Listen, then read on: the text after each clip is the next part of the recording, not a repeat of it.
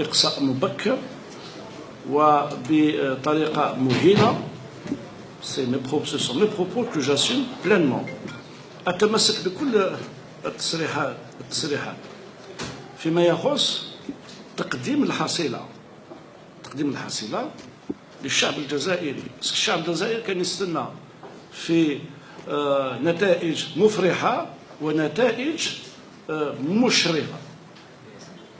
surtout d'autant plus كل الإمكانيات وكل الوسائل وفرت لهذا المنتخب. الدولة الجزائرية سندت دعمت وعاونت كل الاتحادات 43 الله يبارك، وأيضا بالأخص وأخص بالذكر الاتحادية الجزائرية لكرة القدم. المركز التقني للفرق الوطني هو مركز تاع فخامة رئيس الجمهورية السيد عبد العزيز بوتفليقة. Il est géré par la DGS d'Alger.